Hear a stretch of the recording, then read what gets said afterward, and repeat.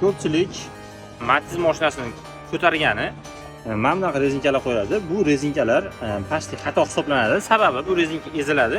Qatirgan sari ezilib, tuzib ko'taradi xolos. Bundan umuman foydasi yo'q. Eng zo'r variant ko'rsataman. Mana oldin ko'tarilgan holati, buni oldin ko'tarishgan hamda ko'tarilgandan keyin ko'ryapsiz, prujina ham ancha qiyshiq turibdi hamda отбойный rezinkaga kuch kelgan. Sababi prujina o'tirib qolgani hisobiga tevadan ko'tarilgan, lekin tevadan ko'tarish foydasi yo'q. Prujinadan ko'tarish kerak. Xo'p, bunga budjetning oddiy variantlariga ko'rsatib o'taman. Xo'p, Matiz amazotlar hamma o'ziniki, amazot eskisi qolgan. Bu endi artilmaganiga e'tibor bermaysizlar. Endi oxirida bitta artib qo'yamiz, chiroyli qilib. Asosiy bu yerda bo'ladigan narsa mana bu shpika, ustalar biladi. Shpikani qatirish ham gayka bo'lib ezib tashlaydi. Buni oddiygina mana zavodskiy joyiga qaytarganmiz, zavodskiy qo'yiladi hamda ichiga отбойный rezinka zavodskiy qo'yiladi.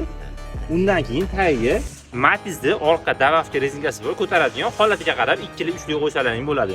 Mana shu holatga yig'asizlar. Korpuslar ham yo'q joy-joyiga tushadi. Xuddi shu holatda yig'ilsa, prujinadan ko'tariladi, amazot ishlashi zo'r bo'ladi.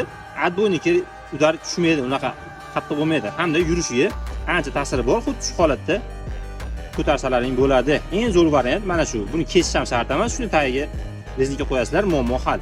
Bu videoda asosan ustalarga hamda Matizini oldi pastga akalarga jo'natib qo'yasizlar. Amazotda kesmasdan, tevasiga davafga qo'ymasdan xuddi shu holatda shuni yig'ib yuborasizlar. Mashinalarning 100% o'zgaradi.